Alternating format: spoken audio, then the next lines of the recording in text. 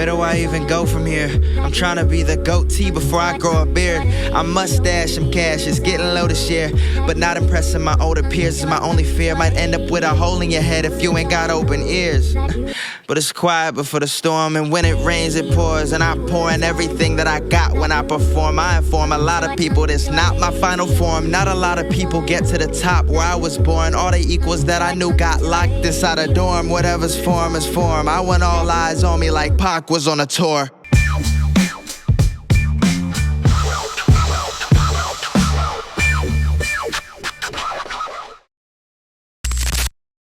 All right, are we on? We are on.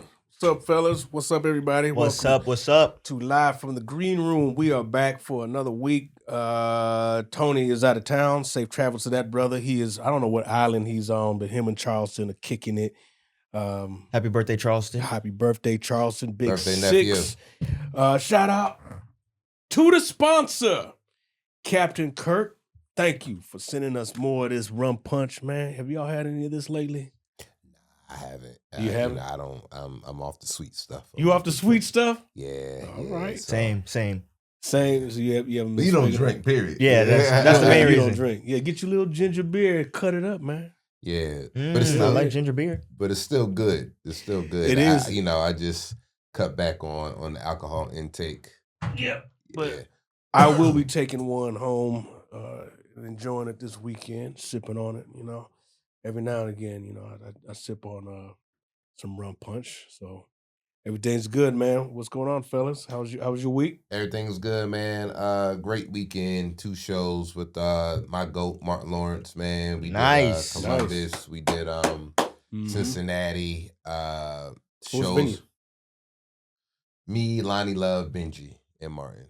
Benji Brown? Uh-huh. All right. Shout out Benji Brown and man. Lonnie. Lonnie Love, right? Lonnie Yeah, Love. shout out, Yeah, yeah. shows were fire, man. It's just a different level, man, when you get to share the stage with a person that inspire you to do comedy, man. Of course. And this is my 6th show on the tour. So Okay. I see myself getting more in now with the crew, if that makes any sense. Your first couple of shows, you don't want to be overbearing or overstep your welcome. Even though I'm cool with a lot of the people, and a lot of people really rock with me hard. But I just wanted to ease my way in, and I just felt like this particular trip was like I saw a change and a difference. A change in the difference how you with treat my it? interacting, with my interacting, You're interacting, with okay. Martin, and Okay. and just the conversation and stuff like that. What's that like? What do you talk to Martin about? Anything? It's regular shit. You know what I mean? Mhm. Now, don't get me wrong. It's still for me a surreal moment. Mm-hmm. So I'm like, damn, yo, dude saying, give it up for Trey, Elliot. He's like, yo, Trey, that's your son. Like just having personal conversations, man. Yeah. And it's not my first time having that, but it's like my first time having that while working. Yeah. It's just like y'all peers almost. Y'all Yeah. are lining up as far as your peer level. yeah, man. But it's just for me, it's just like how God works, Mhm. and how that when I'm watching this guy as a teenager, as a fan, and him making me laugh and me emulating him. Right. It's just like, yo, I'm working with this guy. I'm talking to this guy. We all at the dinner table eating together. Mm-hmm. And it's just like, yo, that's crazy. Wow. Does it feel normal yet? I don't think we'll ever feel normal. Really? Even when it feel normal, it won't feel normal. You know what I mean? Because that's who I look at as that guy. I look at him as, yo, if it wasn't for you, I wouldn't be doing this. Wow. So, but as far as your rapport with him, is that difference? Like, do you feel like if you needed to know something, or you wanted to chop up game with him? Yeah, most definitely. He's approachable like that. Oh yeah, if I see him at the mall, he's gonna be like, "Yo, what up? Yeah. Everything good? You know, boom, boom, boom. Yeah, like it's that. Okay, you know yeah, what I mean? of course, and it's just gonna keep getting that to more and more levels. The more y'all work and stuff. The more we work together. Have you asked him any like questions about the business or anything, or you just been keeping it just casual? Like, because I don't want to make it sound business. Like Like if you trying to something get natural somewhere. come up, I'll ask. Right. But I'm a cool, laid back kind of guy. I'm not in my 20s and had that kind of anxiousness as far as I'm just my demeanor now is very cool, calm. But yeah, if it was something I needed to ask or wanted to know, crazy thing is he changed his song on his video that he has right before he come out on stage, and nobody knew. So when they asked me what I wanted to come out to, I say, "Yo, just bring me out the T.I. Let them know." And I'm the first comedian that goes up, and so they put me out to that. And then Martin's song is the same song. So everybody was like, So then Mike Hubbard, the road manager, after that show, the next day he was like, "Hey man, you gotta change your song." I was like, "I know." And then the sound people was messing with me like, "You stole Martin's intro song." I was like, "Yo, how would you know?" I was like, "Please don't fire me, y'all." Please this don't nigga fire took me. my song. But that was funny. But nobody knew he had changed his song because it was a different song the whole all these other shows. So that's funny. You think he would know that like throughout the tour, or everybody would know, because you know how like being on the road, you'd be like, "Yo, what song you want?" Yeah, but it's never, not even like that. They have a whole video presentation. Yeah, right. That's the song is edited in the video, so you can't just take that out. Yeah, it's not like a sound guy doing it right then and there. Now they do that for our intros, for me, Lonnie, and Benji's, but not for Martin's. Right. And then dog, just the love you get after the show, because I like to go out outside of the theater and see the people walk out, and just the love you get, man. People wanting to take photos with you, like, "Oh my God, yo, you killed it, yo, you was hilarious." That's dope, man. All that is just like it's just a good feeling to do it at that level. Right. How much time you do? I usually do 10 to 12 minutes. 10 to 12? Okay, that's nice. And I put the fire to their ass, bro. Like, and the second show I wanted to try a new my bit. I love to try to see how the certain bit's gonna sound in the theater room of 2,500 people, 3,000 people, 4,000 people. I want to I wonder what this. I hear how it sounds in front of 200, 300, 400 people. Yeah, I was gonna ask the difference between. I want to know if it's gonna resonate as even bigger with the bigger crowd. And in comedy is comedy. Like, that's it. If it works for 200 to 300, it's gonna work for 2,000, 2,500. But you still just like, yo, I just want to see what it sounds like. You want to see what it sounds like, And because we all know the laughing is contagious, and we all know that the more intimate, if somebody laughs, it'll help everybody else laugh in a sense. And in a big theater, you just like, all right, if 30 people don't really find this funny, will it affect the other 1,700, the other 3,000 people? Did they suck the energy out of the room just because they didn't? Yeah, so I had the bit, and y'all know me, I don't mind doing my new bits or my newer bits, because I feel like my newer bits are just as strong. So the first show I did my I want to be faithful joke. And my reservations with being faithful. Did that the first show, killed.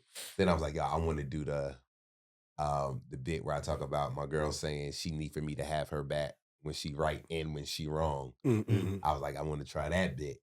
So I was like, okay, what jokes can I replace what with? I said, all right, I'm going to take the cheating joke out and replace that with the have your back when you wrong. And that's and I tell the guys, I say, yo, watch what I do tonight. I'm going, because out of the tour, for me to be the first guy, I have material. I don't have music cues. I don't have any of that. You really got to listen to what I'm saying. And they appreciate that. My wordsmith and my penmanship will say, everybody on the tour, yo. So I was like, yo, watch this bit. Let me know how I sound. And I did that bit, boy. That shit hit so hard. Nice. And I heard that roar. And I was just like, I looked on the side so man. So it was a hell of a weekend. Got back Sunday. End up doing the warm-ups for Comic View. Oh, nice. And this is how this industry is. You know, I talk about it. Fuck it. Sometimes in this industry, man, you have to let your ego go. But at the same time, you still have to let people know who you are. You know what I mean? And how you get down.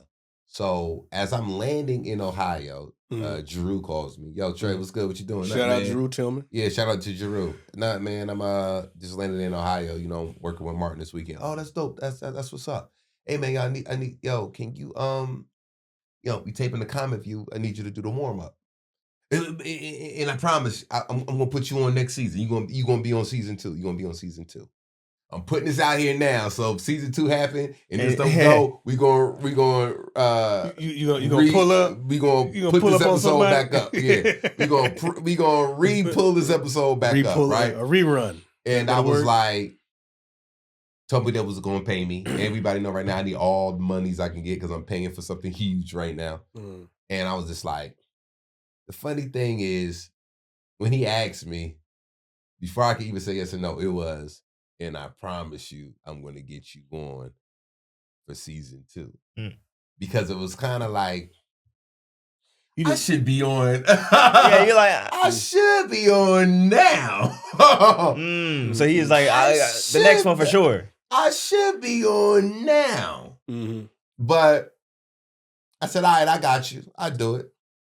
So when I get there, Sunday, flights was getting delayed and everything. I don't even know if I'm going to make it there, but I get there. Yo, it's on this rooftop. It looks dope. Whatever. CP is hosting. He was killing. Shout out to CP. Shout out CP. Royale, a guest of the Live from the Green Room, one of our, friend of the show. Yeah, friend of the show. He's the director and one of the producers. So shout out to Royale, right? This is so funny. So he's on stage. He's telling me what, Trey, so just do this, Trey, get this done, Trey, and blah, blah, blah. I said, all right, I got you. So then later on that night, when it's showtime, he goes on stage, he makes certain announcements about the phones and all of this stuff. It's like the housekeeping stuff. Then he was like, I'm going to bring this funny warm-up comedian up. And, talented warm-up comedian. He said that like 3 or 4 times. Why did he keep... And look, he got method to his madness. And the third or fourth time, I'm in the back like, But nobody know what I'm eyeing. It was like, anyway, so this warm-up comedian, he's going to come up here and I'm taking I would be so... I'm taking all of that in. Yeah. So now I'm building my whole shit I'm about to talk as soon as I get on stage. Yeah. Raged out. So I get on the stage, I'm like, first of all, let me tell y'all something. Exactly what I said. Yeah. And this is where the comedic and all, this is how you got to mix it up to where you're humble, you let your ego go, but you still let people know, what it is. Right. So let me tell y'all something, y'all. I am not a warm-up comedian. I just got off the road performing. I toured with Martin Lawrence. Yeah. Okay? I have a brand new Mercedes electric car. I live in a 5-bedroom house. I am not a warm-up comedian. Hilarious. I have a stainless steel refrigerator. A stainless I am not a warm-up comedian. Yes, my girl pays for all that shit, but I'm not, And so that became my theme for the whole night. The whole night. How many shows? They take 3 episodes. Okay, so 3 episodes. But I only did, but it was all quick. So I only had to warm up 5 minutes, you out. So I ended up doing like 12, close to 12 to 15 minutes because they were still trying to get shit. Because you had housekeeping to do and all that, the warm up. Stuff like that, yeah. So... He amped you up. That's what I think. So when I said I'm going to ask him personally, I said, yo, man, did you amp him up for that? Yo. That's hilarious. Warm-up comedian. Was destroying. Yeah.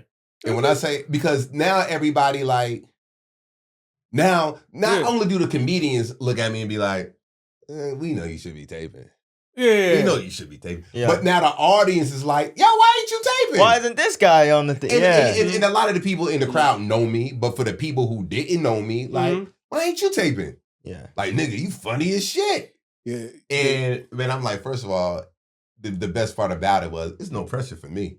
I can say what I want to say. Right. I can do what I want to do. It's not gonna I'm air. You improv. It ain't airing. I'm improv. Cussing everybody I'm cursing everybody out. everybody I'm just in my element and in my zone to be like, the pressure was off. to be like, you know what? Mm-hmm. It's like y'all cut me. Now y'all cut me, but now y'all playing against me, and I just scored 30 points on y'all. Mm-hmm. You know what I mean? But you cut me last season. Yeah. Now you playing against me. I just scored 30 on y'all. And I'm saying that humble. And so I said all that to say, I didn't even, at the end of the day, I really didn't feel no kind of way of doing a warm up, because if I did, felt any kind of way, I wouldn't have done it. Right. Mm-hmm. But it was just that sometimes you got to let people know. And I ain't saying Royale tried to play me. No, I'm not saying and that. you saw a He joke knows, there. You saw like this could be funny. He did it like maliciously. I'm saying, but sometimes people do it not even like, if you don't see yourself where you supposed to be, nobody else will. Yeah. And then sometimes people play you by accident. It's just like, yo, you could have been like, yo, this next dude I'm about to bring up, real funny, man. He just gonna do a little time for y'all, get y'all straight. But it was just that warm up comedian, like kept saying it. Yeah, and he kept saying it. That's why I say I know Royale. He's like, because he need. I'm pretty sure he needs the audience to be at a certain level. That's probably your cue to do you. And I know how to do. I know how to do any job well. If you need me to warm up the crowd, I'm going to warm up the crowd. Yeah. I'm going to get them hyped. I'm going to get them ready. In between things, I'm going to have the DJ playing. I'm like, I know I MC so much. Like, I used to MC in, hostile territory. I used to be like, that's what I do too. Yeah. Like, on the mic, cracking jokes, got the music, everybody put your hands up, Like, all that shit is my element too. You know what I mean? From hosting that Zen Lounge and from all the shit that I, hosting the Comedy Store, all this shit, man. So I'm not a stranger to it. But I just took what was given to me and just showed them at the same time. Don't play with me. So the rest, the comedians. I was talking like the rest of the audience, like they already seated and filled in. They was already seated and filled in. They was already seated and filled in. Because I know sometimes that warm up, like in a normal sense, like a show, like you doing warm up and the audience ain't there yet. But this is, they was there seated. Yeah, and I got them ready for the show, man. CP got up there and killed. Good for that brother, man. Yeah, that's a good look, man. CP is one of my favorites. When people say, Me too. Who do I like to look at that's in my class? Or, like I consider CP, just in my class. I don't know when he started, but I consider him my class. He is one of my favorites to watch because his writing is so unique and the things he talk about is so unique.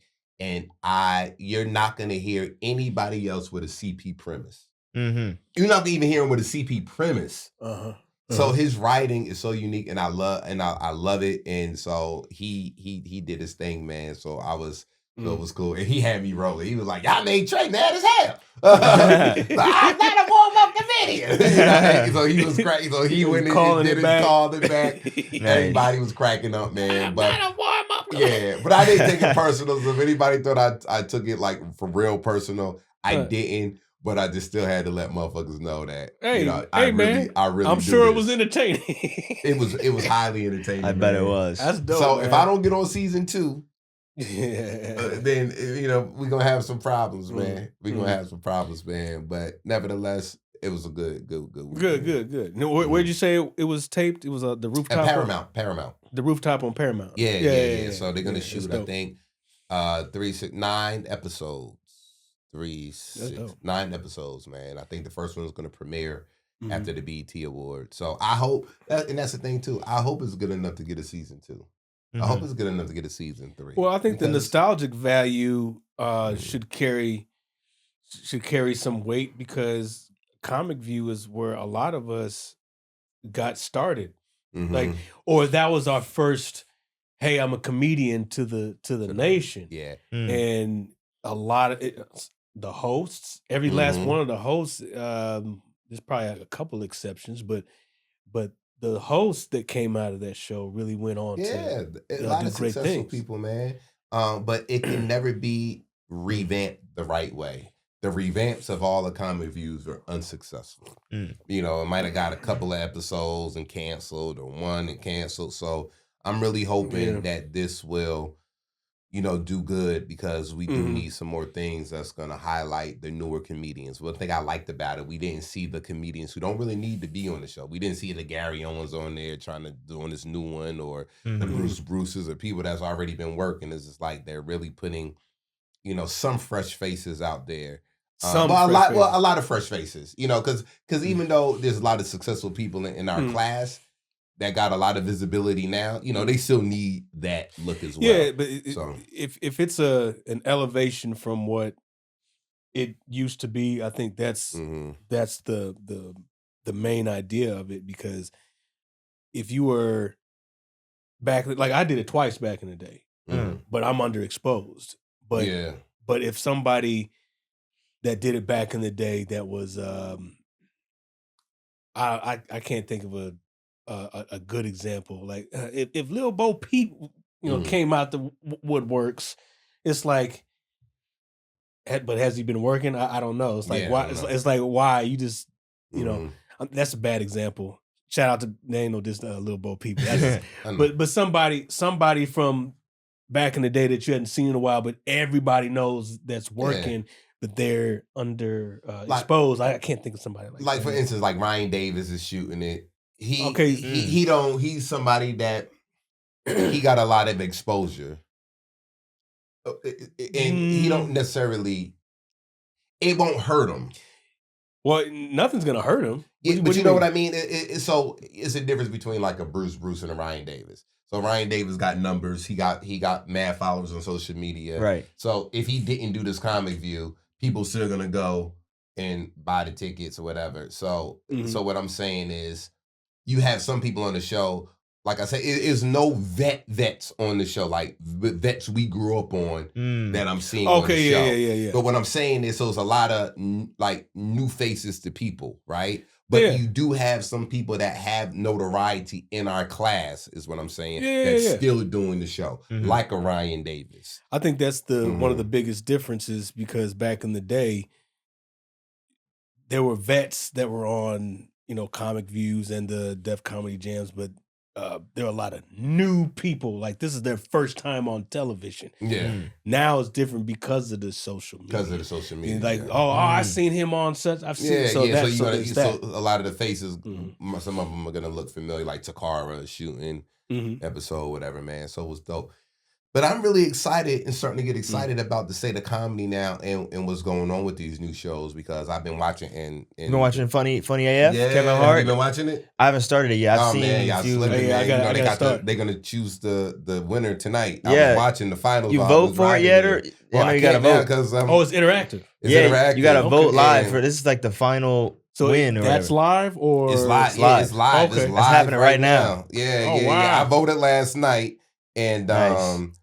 So I saw some highlights, some clips, but I thought they were. Did he won? Well, right now it's between two people, or did he just win?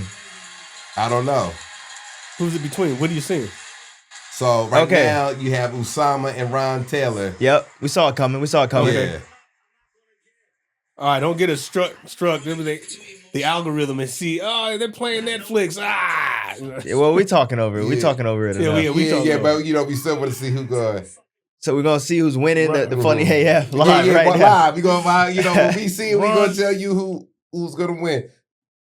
Wait, before it decides, who do y'all think's gonna win based on this selection here? I think Ron is hilarious. Yeah, I like Ron jokes because Ron got so many different kind of material. Usama is hilarious. Agreed.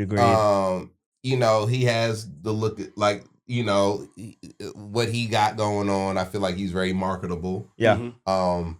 He does a lot of the impressions or the impersonations of his mom and family with the he got characters from his ethnicity. Yeah. Characters so he voices, culture. So he kind of, you know, leans in on that a lot. He does. I think it helps him, like, in terms of. Yeah, but I just like Ron, the fact that Ron material, he just Ron's a goes writer. off of his material. Ron's a writer. He is a writer. I would say because of that reason, like I think, and my family was talking about. My family's been watching the whole show. Like, I think that guy with the glasses, he should win. I'm like, I think so too. Yeah, and I know Ron. Ron is a good dude. They said the guy that looked like Norbit, I think he should win. Yeah. I said that today. Well, we all knew that these two were gonna be the ones. Yeah, for sure. Yeah. I think I would want Ron to win. I think Osama might win though. I think Osama might win too. But the thing about it, the final four, they're all win. As long as you make it to that final four, I mean, they're all popping off right now. To be working. Everyone, they booking shows for good right now. All you have to do is make it to that final heat. You good. They're all gonna be working.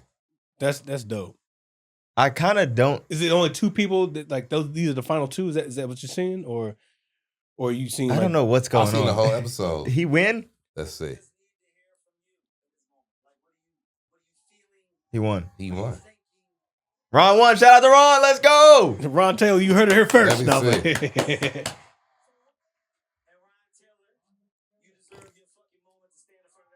yeah, that's him. Wait, maybe he didn't. Hold on. Maybe they just trying to.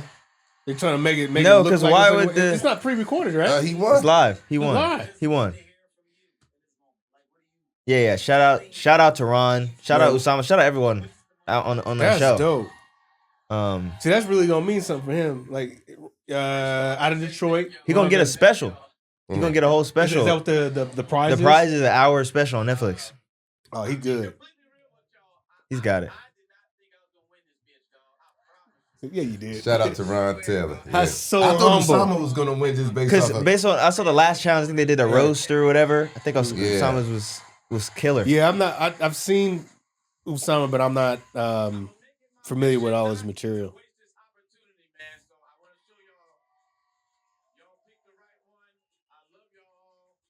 That's good. He won.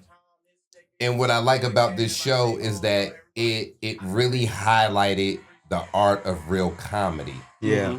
Wasn't no social medians. It wasn't based off of popularity, who got a lot of followers. Ron didn't have a lot of followers at all. It was really based off of comedy, pure comedy. You know what I mean? They had one thing where you had to do a roast. Then they had one where you had to do current events with crowd work and all of these different things. And I'm like, this is what it's all about. Like, this is the kind of show that we need to keep having.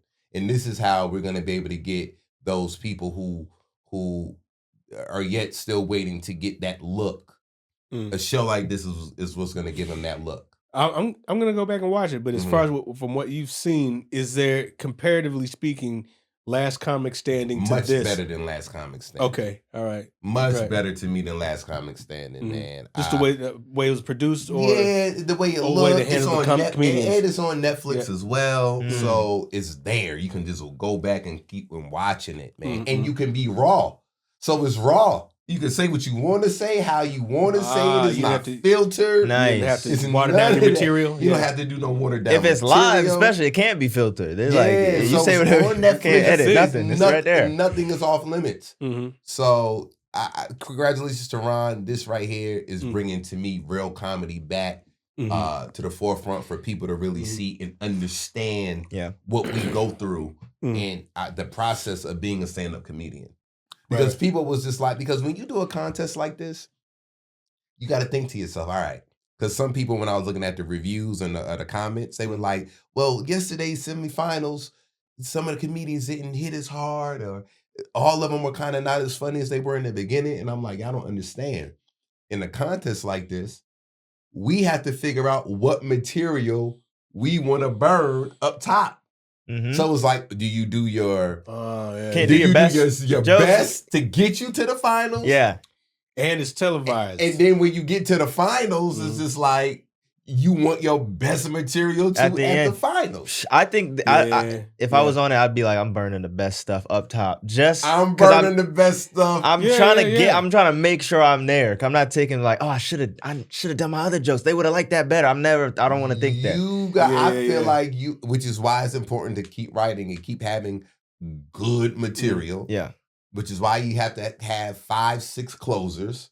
You know what I mean? 5-6 for real. You gotta know. You gotta have 5-6 bangers opening Like you got to have all these different things in your repertoire. So in the beginning, you like, all right, I'm gonna hit him with this strong bit. All right, then I'm gonna hit him with this strong 5.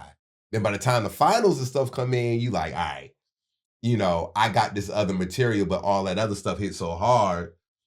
They know my pedigree. Now you can even make that other material that you feel like is not as hard or not as strong. You can then make it even stronger. You can make it stronger. Yeah. So how long were the sets? Yo, the finals, the semifinals, and the finals, they were going for a minute. Like I would say 15?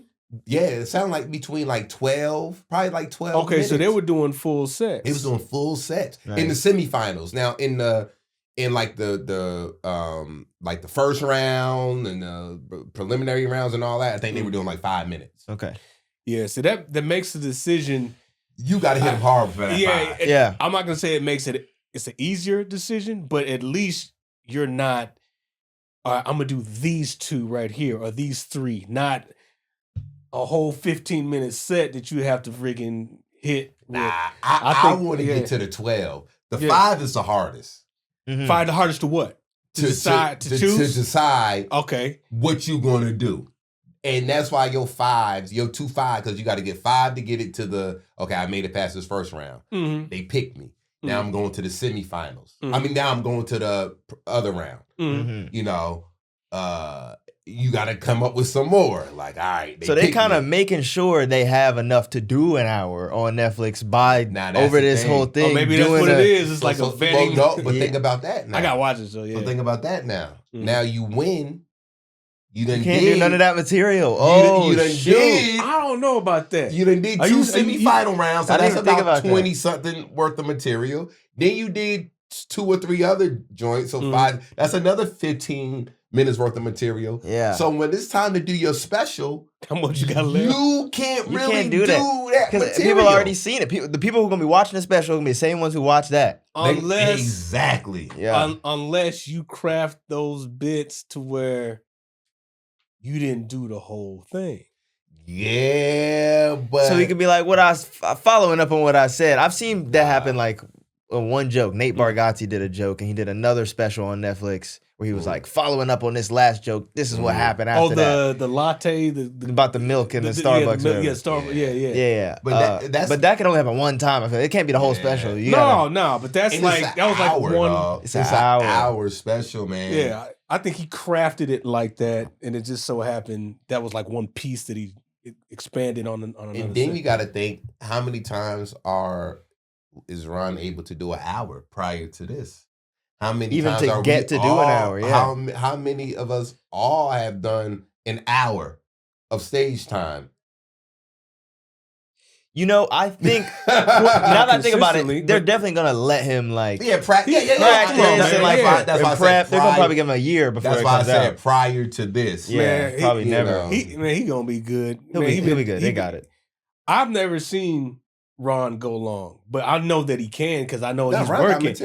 I know he has material. I've seen he's one of those guys I don't see all the time, but when I do see him, it's like okay, yeah, he got that wit. He got that wittiness about him, man. I'm so happy, man, because last time I was in Austin, I ran into Ron and we went, hung out, grabbed the drink, he's just one of them guys you just randomly see on a scooter. Hey, Ron, what you doing? Hey, man, I'm just trying to...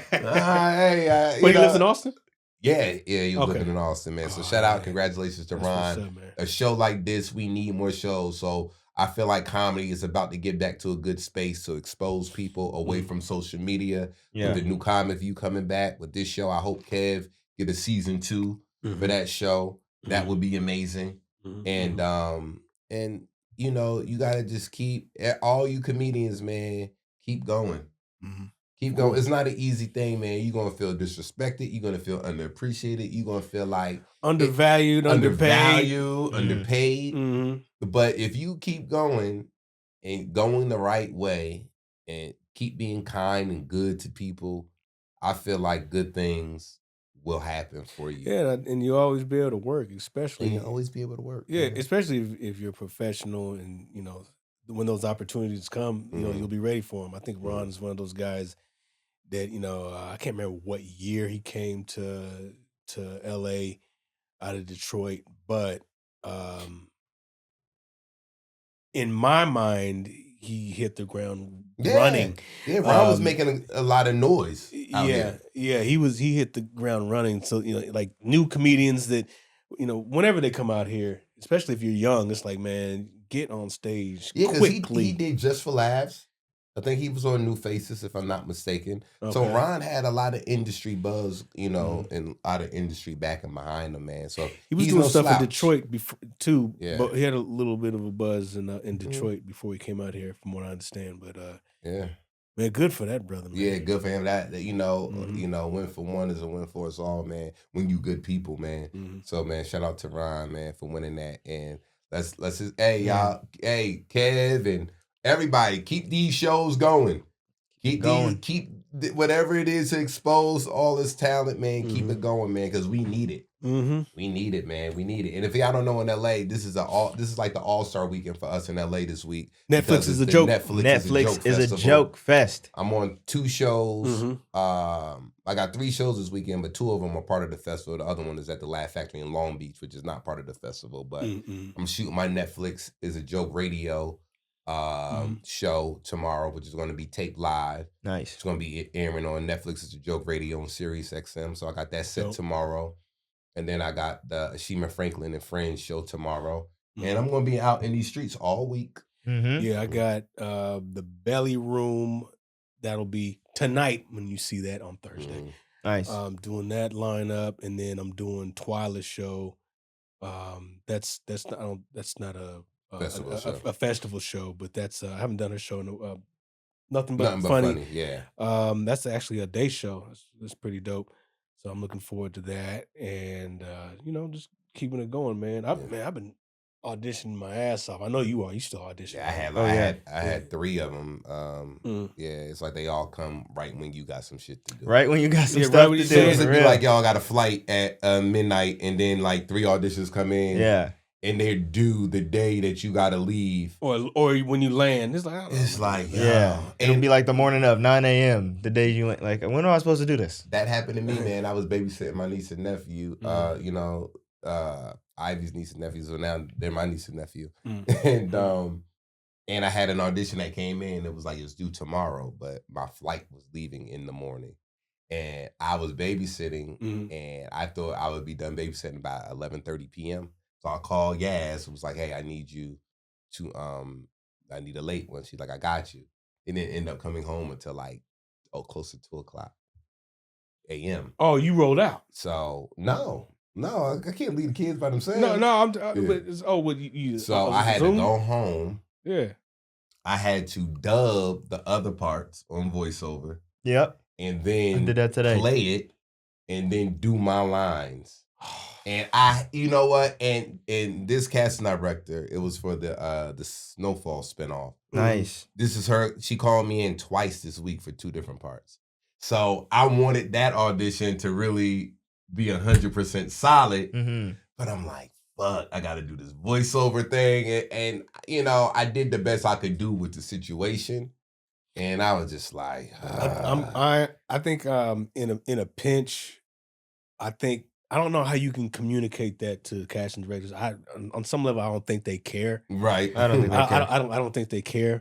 But when it's sloppy and your performance, like you're in your head about, I think they could probably see that. Yeah. They probably care if you care. If they can see that you care. Yeah, they can see that you care, and it's like, okay, well, if you don't half-ass it or something. And I did. I gave it 100%. Yeah.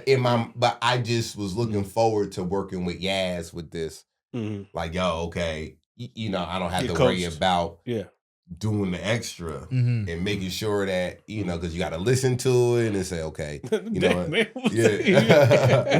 That was a big yawn, man. Like, Trent over there. Tired, man. It's the lights, dude. It's the lights in here. It's only in here, dude. This is happened. Oh yeah. Yeah. But so that's pretty much, man. How it is, man. You get one audition, you got then all kind of stuff come up, then like 10 auditions come through. When you don't got nothing going on, no auditions will come through. I had one. I had 2 weeks to do it. Well, more than a week. Okay. I was like, all right, let me spend some time doing it. And then I think it was due today, but I turned it in like Friday, something like that. So I felt good about that one. Then I had one. Before you got here, we was talking about those vertical joints, those vertical dramas or whatever.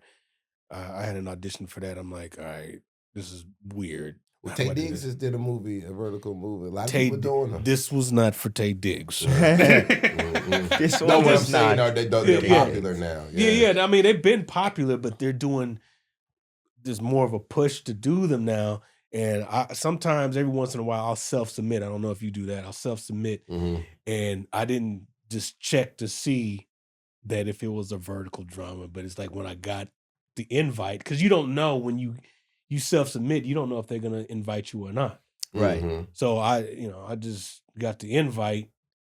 All right, let me see what it is. And it was a vertical. So I was like, all right, how am I going to do this? Yeah. Yo, they're huge in Asia. People making bank. I got some friends that like got flown out to Vertical China or whatever, stars, and they were put up in a super nice hotel. They got paid. They was working. Oh yeah. And like, give me a little something. Yeah, man. I wouldn't really necessarily love to do a vertical, but I'd love to go to China.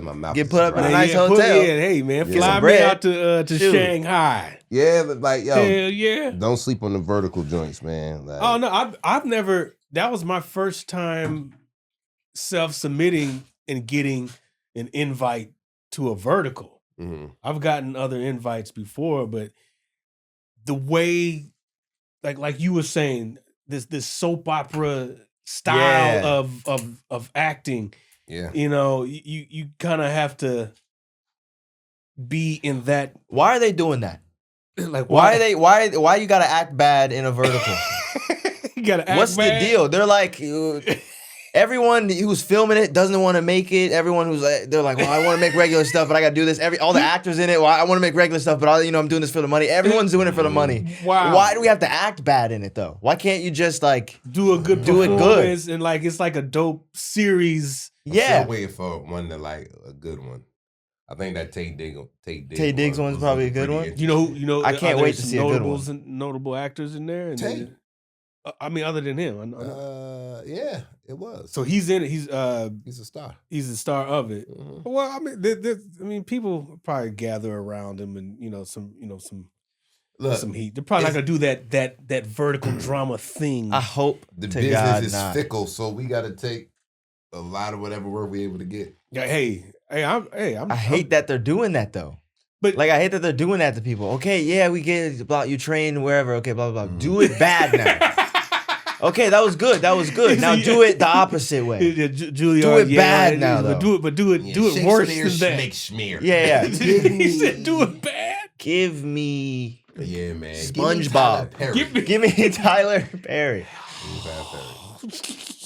That's how it is, man. That's how it is. So we had some people in the comments. Our last Fox had put up a post on social media. Why don't you collab on our page when you do live from the green room? Well, I did that one. The one that was who's ever significantly in the video. That's who I collab with. Which one are you talking about? That didn't show up on Tone's page. Because he probably didn't accept it because he's out of. He probably hadn't looked at it. That's neither here nor there.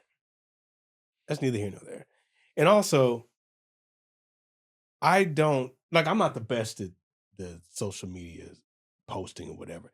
You never know what's gonna hit. You never know that thing that you did that gave it that thing. So I'm into hooks now. I'm experimenting. So I appreciate you guys. If you've seen any of our content, I try to do a hook and grab your attention, and hopefully you'll stay on 3 seconds, whatever it is. Yeah, to get that view. Yeah, keep whatever the insights is, the what do you call that stuff? Analytics. Yeah, that whatever it makes it jump, whatever.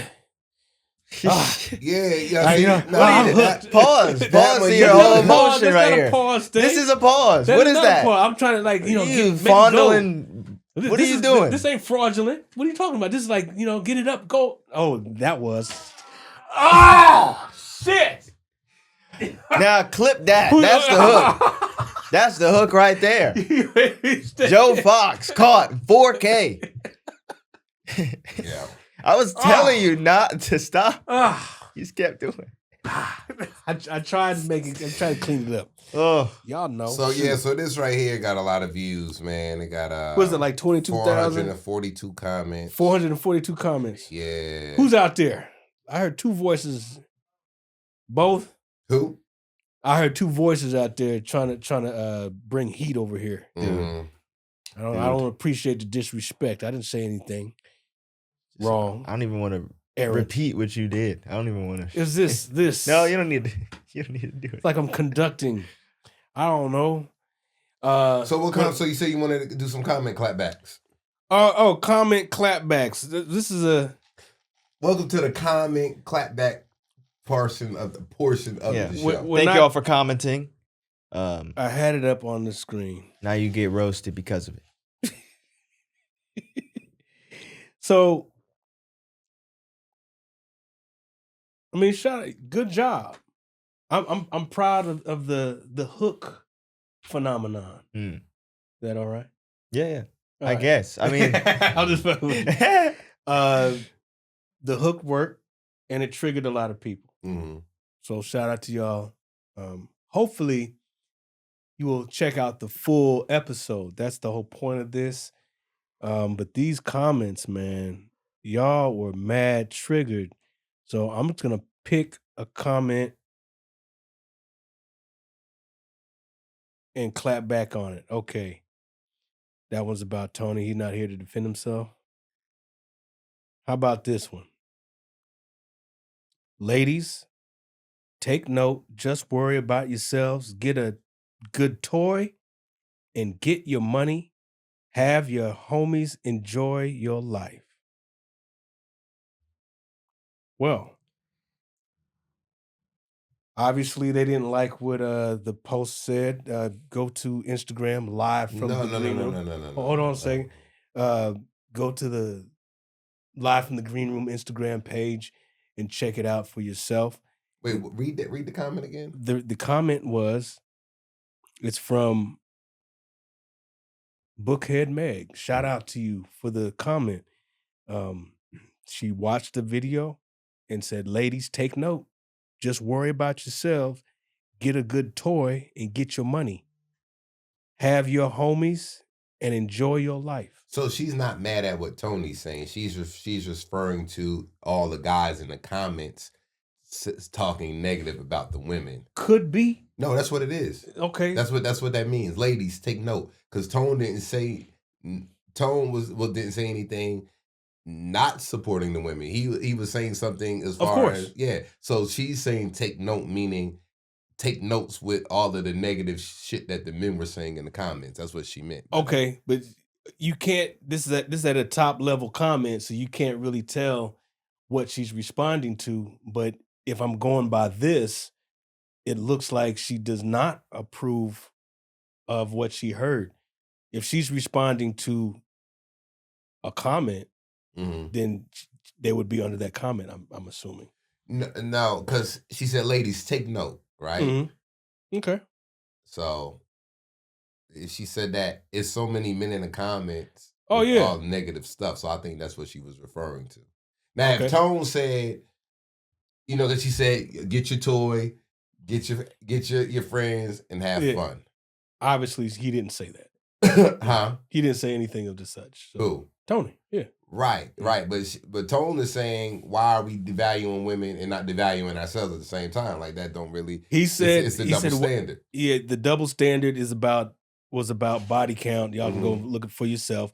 But a man that has a high body count, does that make him less marriage material than it would somebody like Meg Thee Stallion, who they're claiming has a high body count? Use that same metric on the guy that you using on the girl. So yeah. So that's what he was saying. But I don't think people were triggered by that. They were triggered by the hook, the dope ass hook. And that, even still, the buzzwords were there. So what was the buzzwords? Whore, body count. I can't remember, but those were there. Oh yeah, body count, 50 men, and whore. Those are buzzwords. He didn't even say Meg Thee Stallion. Didn't say that. Didn't say that at all. The women were on Tone's side. The men were against all of us. Oh yeah. There's the majority, I would say, of men.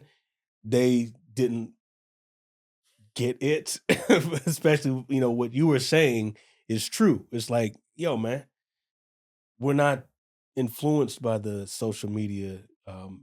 Yeah, it's real life. It's real life. Most men who will get on there and type, you don't want whores, we don't want this, we don't want that, don't know the past of their women, don't know the past of their own mama, don't know the past of their sister. They only know what they're told. You know what I'm saying? And the lies. And they don't or they just don't know. Or they just don't know. And it don't necessarily got to be lies. They just don't know. But at the end of the day, it's like we not marrying or dating virgins.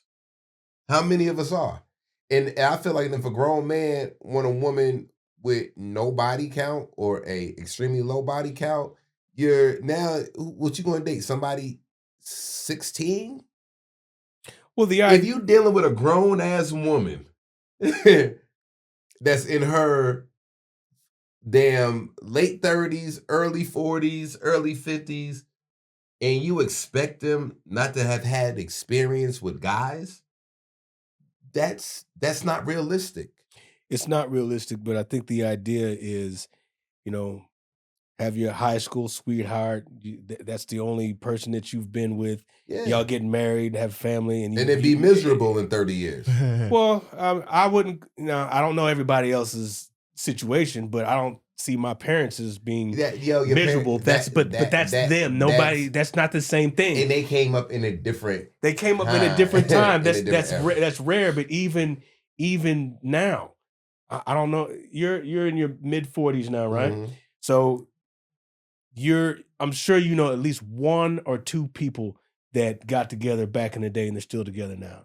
Yeah. Okay. So it still exists. And I know that it's been rocky some. It's always going to be rocky up and down, but they still together. I'm pretty sure they can make that claim. Yeah.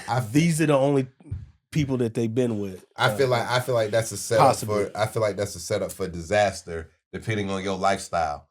If you live in Ohio, I don't want to say Ohio, if you in Idaho and you marry a high school sweetheart and you just plan on living in that small community for the rest of your life, you going to be okay. But the minute you move to New York or Chicago or LA, you're going to be like, yo, what the fuck did I do? Why did I do it? And look, that ain't just going to be the man. That's going to probably could be the woman and the both. man. That's valid. It's like you think there's more experiences out there that you want to experience.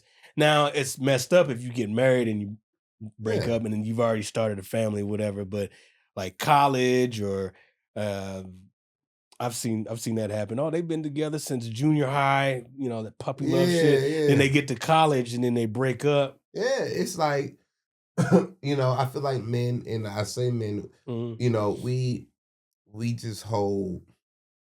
When it comes to ego in women, we just got such a high expectation of them. A lot of the times when it comes to sex. Of course. When it comes to sexuality. And it's just like, I get it, but calm down. You know what I mean? And I'm not saying that, go date a well-known whore.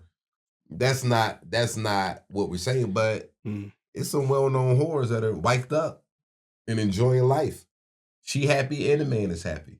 You know what I mean? So it's just like a lot of times. Do we know anybody like that? A lot of times. I got friends that are porn stars that are married. Really? Yes. I got close porn star friends. And I'm not calling any of my porn star friends whores. That's not, by no means. That's not what I'm saying. No, you said porn stars. Yeah, but that doesn't mean whore at all. Yeah, but I have close porn star friends that are in happy relationships. These are professional women. It's something that work in adult film. I don't know. Yeah, but it's all a mentality. Yeah, it's all a mentality, and all that mentality when it comes to men is wrapped up to me around ego. You know what I mean? And it is what it is. It's just like, hey, bro, like, unless, like I said, unless you married a virgin, you're gonna have to deal with the fact that somebody done been with your chick before. So Trent, so you're 20, you're almost 22 years old. Yep. 22 next week. 22 Tuesday. next week. Mm-hmm.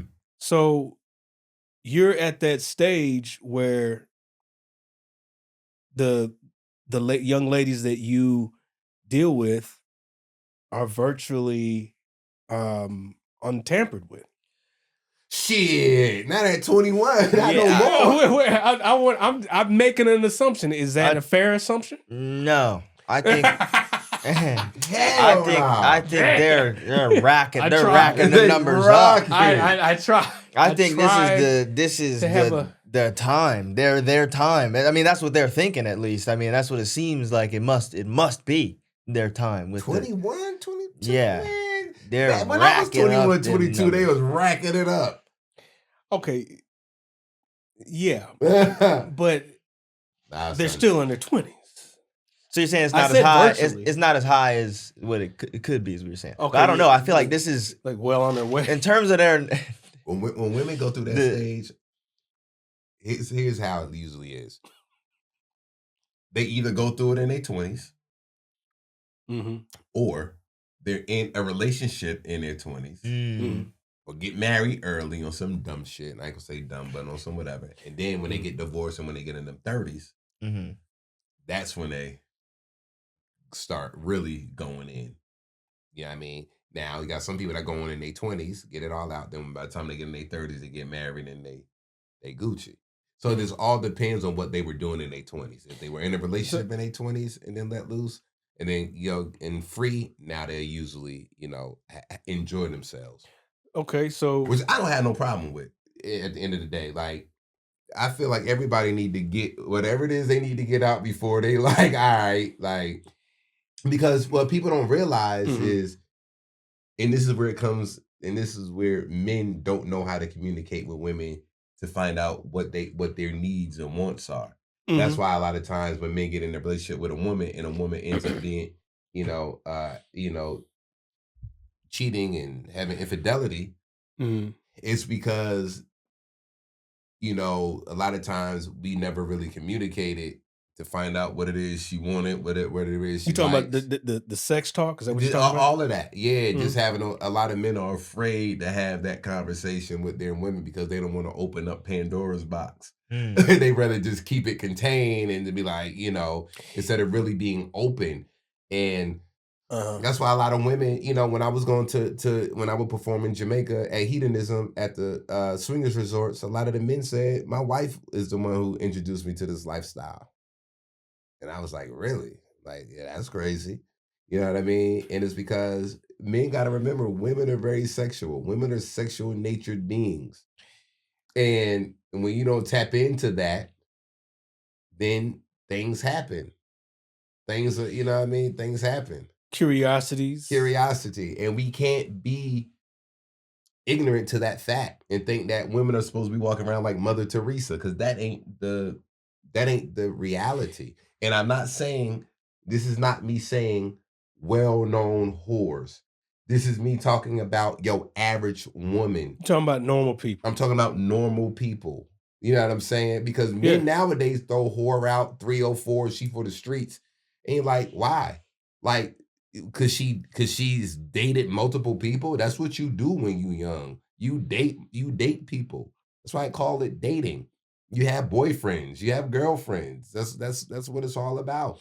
Until you figure it out and find out the person that you feel like you want to spend the rest of your life with. So Trent, being 21 years old, almost 22 years old, growing up in the school and the environment that you did, was that a constant problem? Like girls that we called them fast back in the day. There was always hooking up with different guys at school. Was that a big thing? Well, not to my knowledge. I'm sure there was some football players aware of who's who. But to me, I was completely unaware. You I don't completely. know. I don't know who's who. I don't know what's going on. He's under the radar. I was just Hi. hi. Yeah, hi. How are you? Okay. I mean, I feel like we contradict ourselves so much because if men don't like whores, porn wouldn't be as big as it is. And I'm not saying porn is. I know I said that a while ago. But, Yeah. Clean it up, Trey. Yeah, but men like the characteristics of online porn is big. If you look on somebody's Instagram page and she's shaking her ass and twerking, all the comments of men with hard eyes and all of this stuff like that. So the statements in the comments is not reflecting was really out there and was really happening. You know what I mean? The views of Trey Elliott is not necessarily Am I right? of those of Joe Fox, possibly Trent, Life. Am I right or am I wrong? If we say we don't like this certain kind of woman, No, I think why I think is that makes sense. the industry of that women are being exploited in a sexual manner is so high? Okay, now you know what I mean, and viewed so much. You're talking about sexual exploitation to some degree. Let me tell you something. A man will fuck up his happy home to smash a what? Well, to smash a what? A woman that he likes, that's better than his wife, that's stress-free, that's not giving him the stress. They'll pay to have sex with a prostitute. Oh, okay. You talking about that? I'm just talking about in general. Men will mess up relationships up for somebody that they quote unquote despise. All the men talking all that shit. If Meg Thee Stallion was like, "Yo, come get this," they will be lined up to come get it. And you know what's? Go ahead, because I want to say that. Okay, well, you're talking about a mentality. You're talking about a behavior, and you're talking about a certain kind of man that's going to act on his desires. Okay, the guilt of stepping out on your committed relationship is somehow circumvented by getting the worst type of woman. I know I'm not going to fall in love with this. So they're trying to cancel out any type of feeling, but the feeling is there, and you're participating in that act, and you're engaging in betrayal to your committed relationship, regardless of the reason. What I said was, at the end of the day, I feel like men just for whatever reason have an issue with Meg Thee Stallion, just her, because of the Tory Lanez situation and because of Klay Thompson. Men don't realize. So to me, that's what it was, and I say that because when guys get on the internet and give us their characteristic of what a hoe is, or what a 304 is, or whatever is, right? I said, and this triggered a lot of people. I said, let's take Erykah Badu. Are you familiar with Erykah Badu? Yeah. I said, let's take Erykah Badu. Mm-hmm. This woman who I love dearly, and I don't have any problems with her, but I use this as an example just to purposely trigger people to see what they were going to say. Mm-hmm. She has 3 different babies by 3 different rappers.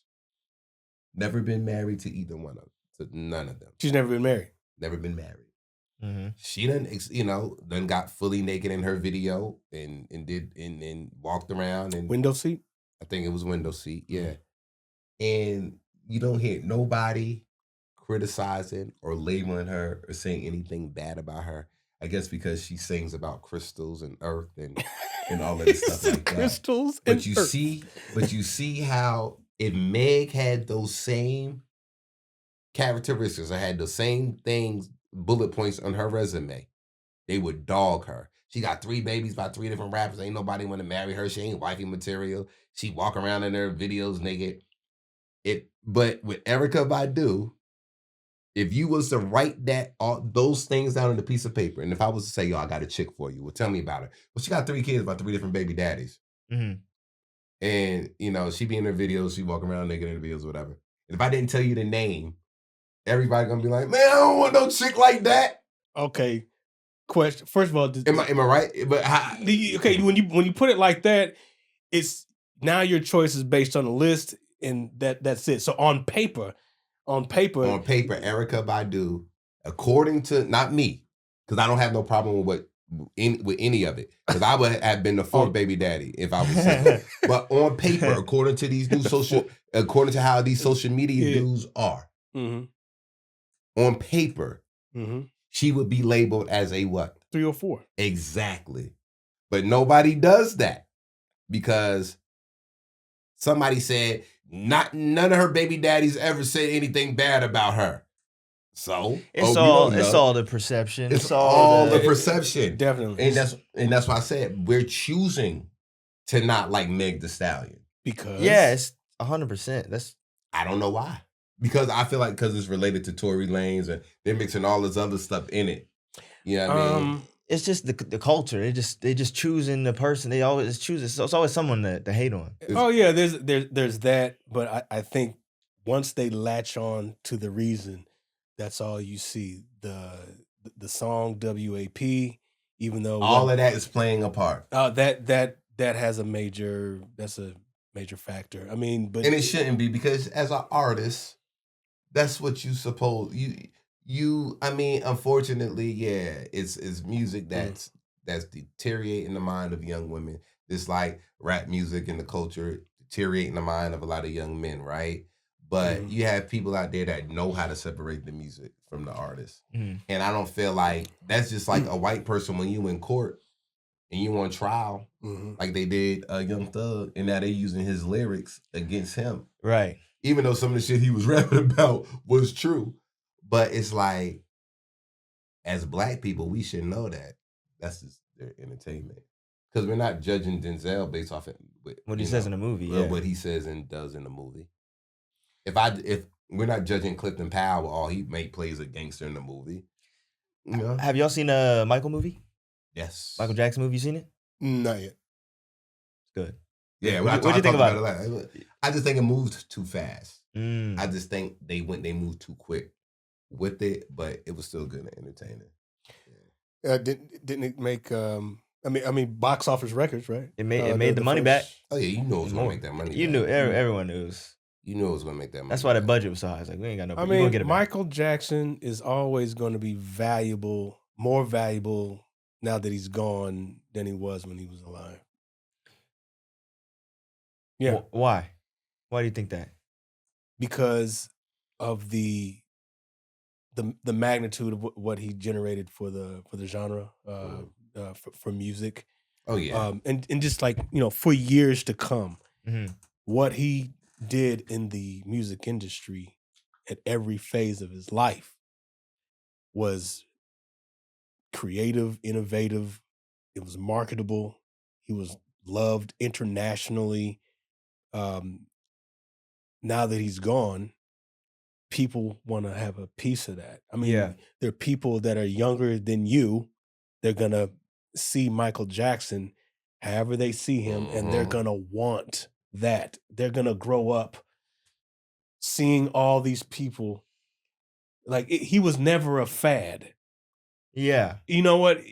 Each stage kept he just evolved with himself. I mean, he just took something and he evolved it, and then the youngest generation, you see these little kids watching this thing on TV doing this, and so like they're always going to be able to sell Michael Jackson costumes.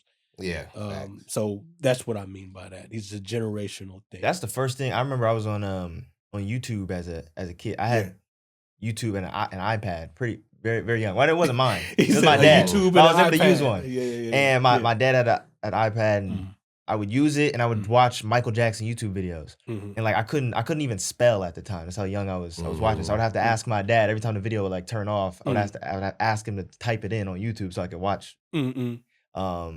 But then I was like, I got tired of asking him every like 10 minutes the video restart. So I like memorized, like, I'm gonna learn how to spell Michael Jackson. That's like the first thing I learned how to spell. Wow, Michael Jackson. Yeah. I mean that's the impact he had. I can't imagine the response that people got, responded to Michael when he first hit out, when he was a child, and he never stopped. Changed whatever about his face, but that was him. So that same generation just grew up with him. Same thing, same response. Their children, same thing. Same thing. I mean, I saw. I don't know where you were when Michael Jackson, Super Bowl when he came Yeah, out. I was in Jersey. Yeah, Okay, so in the living room watching it with the whole family. so the screams and the people, I'm like, I've never seen anything like that. These are young people, old people falling out, and he's just standing there. Standing. Just standing there. Just standing there. They taught him how to do that or told him that they need to do that? TK. TK said, man, I told Michael Jackson how to do that. I told stand Michael there? Jackson, you just stand there. Just stand there for a little bit. Take it all in. Stand there for a little bit. He even said that about comedy. He said, when you grab the mic, just don't just go straight into your material. And he does that too. He says, just stand there and TK Carter, not TK Kirkland. That's a better clarification because I was talking about TK Kirkland. Yeah, not TK Carter. yeah, not TK Kirkland. TK Carter. Okay. Thank you for the clarification. Yeah. That even makes more sense because something like that definitely would come from him. Yeah. He said he told Michael that. He was like, I told Michael, when you get out there, you have to stand there, take it all in. But then he relayed that to Common. He said, man, when you grab that mic, don't just go straight into your materials. Let them take you in. Let them take you in for a minute. Yeah. Because that's what they're doing anyway. Sizing you up. Mm-hmm. Why are Michael Jackson's kids white? Do we know this? I reserve Is that comment. what he did? I reserve comment. He adopted them? I mean, nobody really know. It's all speculation because nobody was there. But I mean, like, we know how genetics work. Why would he it's adopt not white kids? Whoever that, their mother, Debbie Rowe. Is it so hard to believe that he had children with that woman? Well, why are they white? It's hard to believe because they're white.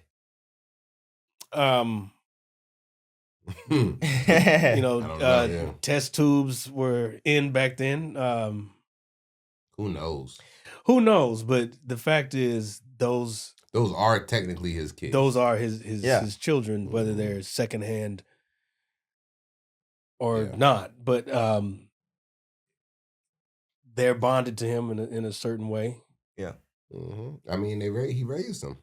Yeah. So those are his kids. Yeah. Was it Blanket and was it Blanket and Prince? I don't want to talk too much, whatever, because we eventually, I'm working on getting one of the Jacksons here. Yeah. Oh, nice. Yeah, man. So hopefully that will come through in the close future to get one of the Jacksons here on the. I actually had a conversation with him on the phone last week. Really, really cool guy, man. One of the nephews? Jermaine's son. Okay. The one who played Jafar? The one who played Jermaine. No, Jermaine's the one who played brother. Jermaine. The one who played Jermaine in The American Dream. Ah. Yeah. That was Jermaine's kid? That's Jermaine's oldest. Oh, okay, yeah. Jermaine and Hazel Gordy's son, Jermaine, the first one. It's that's what 1, 2. Those are first cousins of.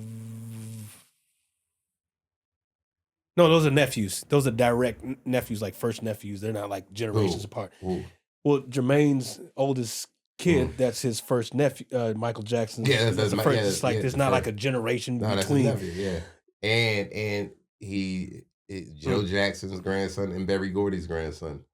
Yeah, so it's not like they're generations apart. So I'm pretty sure they got some perspective on.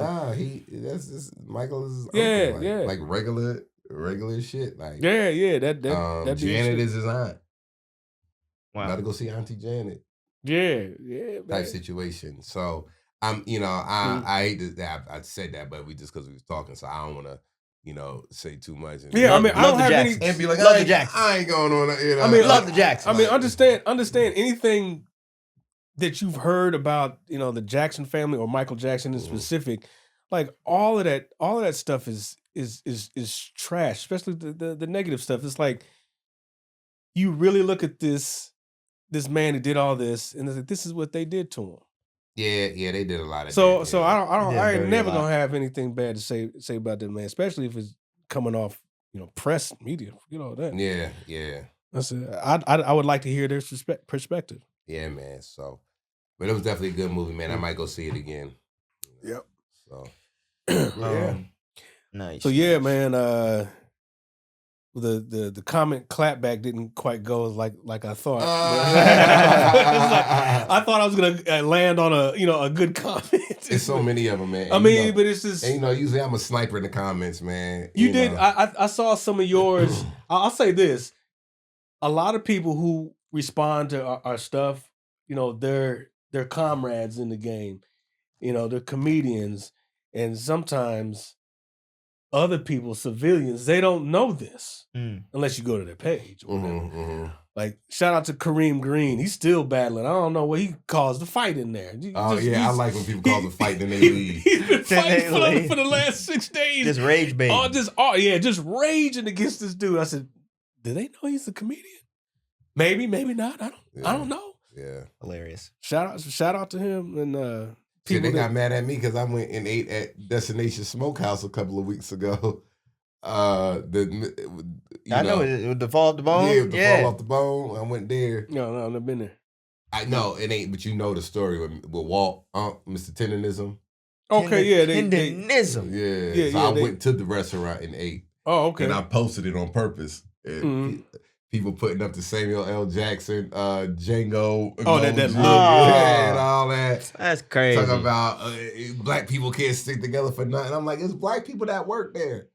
I'm like, they still cool, right? The owners and still cool. But I was just like, hey, man, I live in the real world. I don't live out in the social media world. Yeah, you can't go. How was it, though?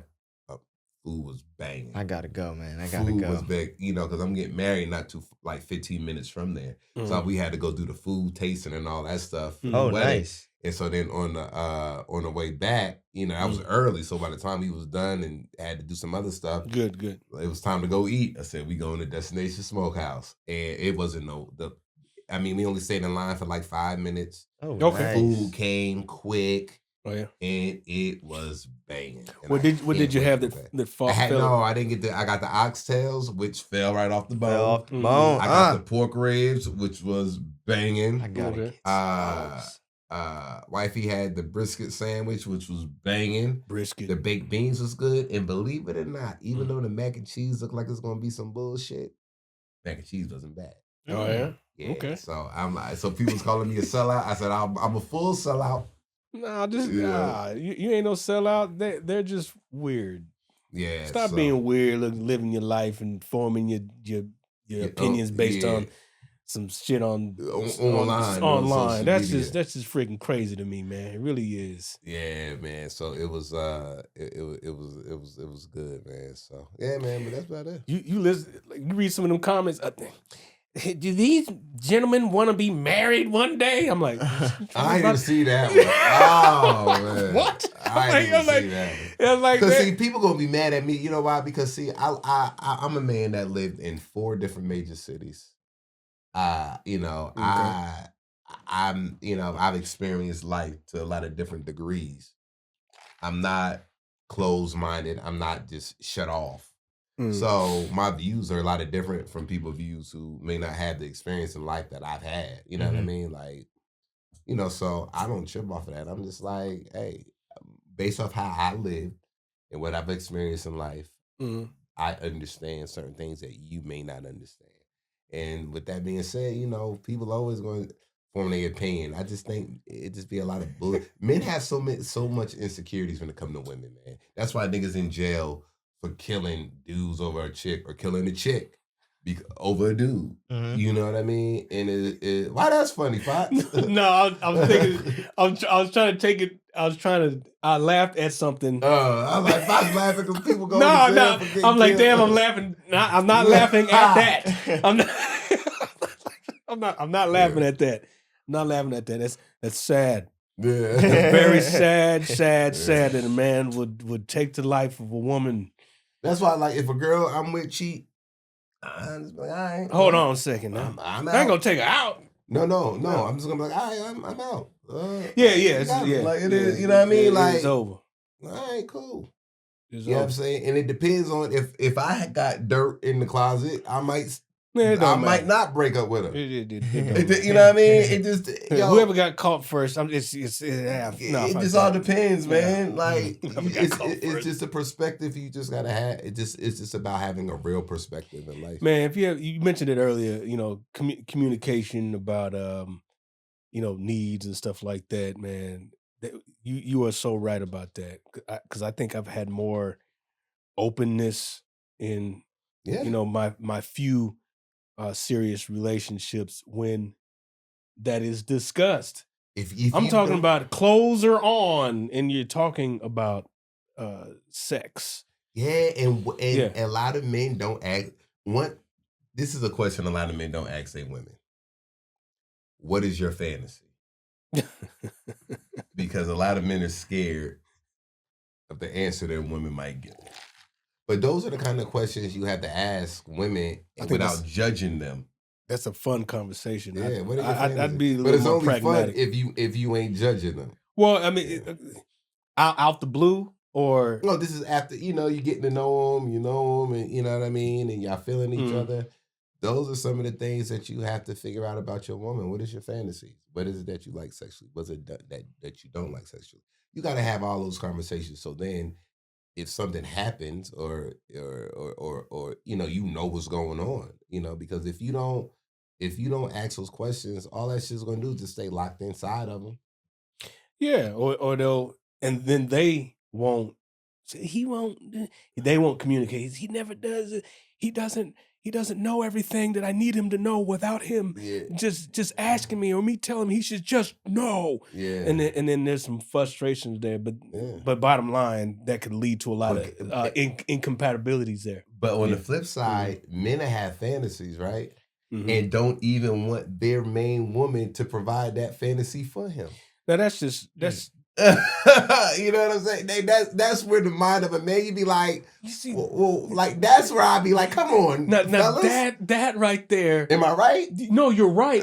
but that right there is what I think that's a leading cause to cheating sometimes. To the bullshit. Yeah, that right there. It's like, how come you just couldn't ask? I ain't gonna say it because I just don't talk like that. But how come you just couldn't ask your woman to do this to you? Yeah. But a lot of times, or let you do this to her. She might let you. But guess what?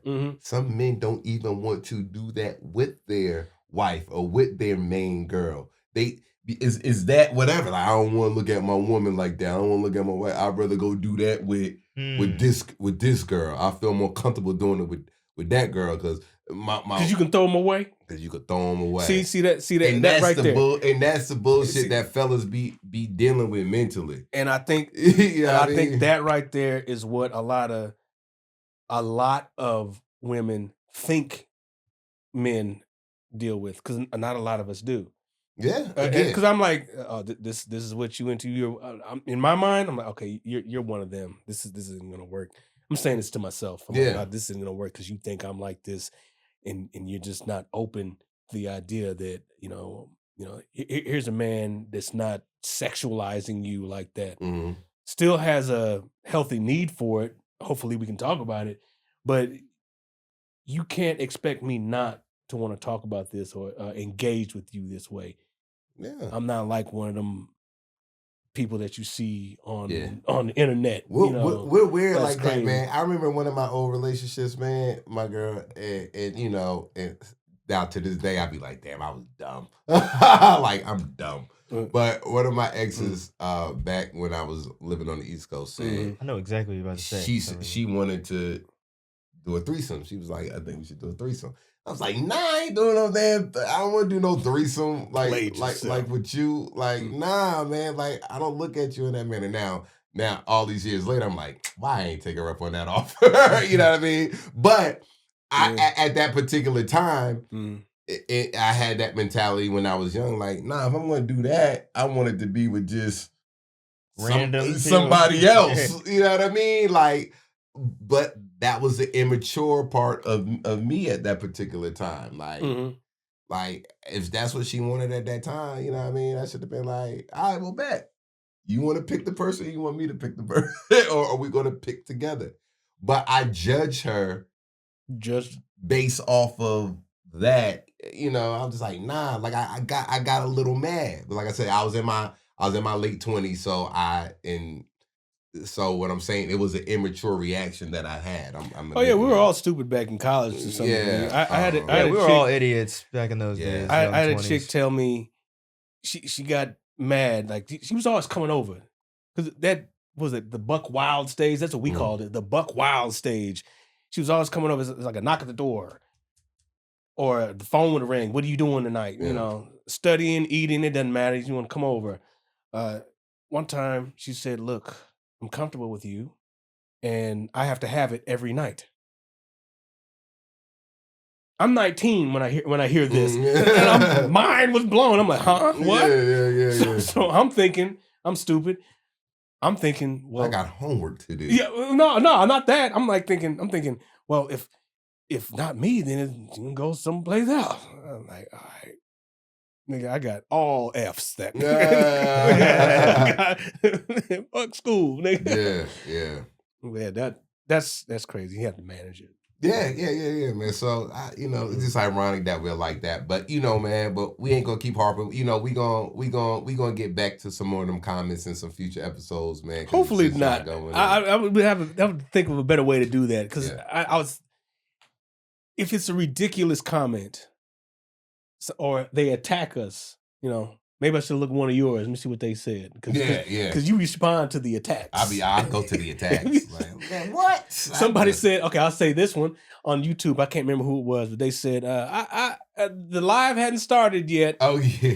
And I'm already annoyed with the title. Yeah. Trey said, watch the video first. Right, watch the video, yo. I can already tell. I'm already annoyed with the title. Because it was one of again, a hook. Yeah. And it just freaking got a little traction, I guess. Man. But appreciate y'all, man. Thank you guys for subscribing. We're just over 18,000 subscribers. We're still growing, man. We're so still please growing. Tell people about the podcast. We're still in the growing phase, trying to get it out, man. But this is the all-star weekend for comedians, man. So we got to get in these Netflix's joke streets right now and do some networking, do some mingling. And you know what I mean, and go hang out amongst our comrades. So you want to say where we're at? Where I already know we said the shows. Oh yeah, the belly room, Thursday night, 10 p.m. Nothing but funny. I forgot the name of that little place, but that's like a day comedy show. I'm gonna post about it. Okay. Where you at? I'm gonna be in San Diego Laugh Factory on Thursday. So on the day this comes out tonight, and then I will be on Friday. I'll be at the Hotel Cafe doing a Netflix is a joke. The I'm forgetting the name of the show right now, but it's at the Hotel Cafe. Follow me on Instagram for all the shows. Follow all of us on Instagram.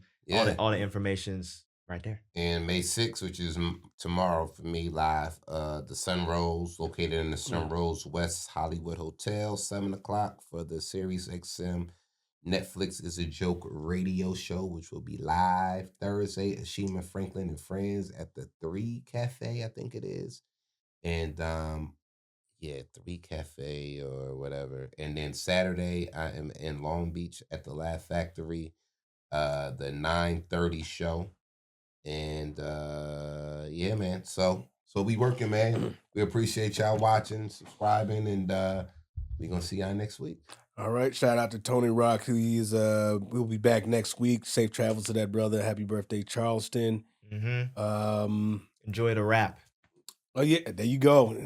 That's the guy. That's the guy who you see at the very enjoy beginning. It again. I hope you enjoyed it. Enjoy it again. Follow me on Instagram for more. Yes. This was up. All right, we out. Peace.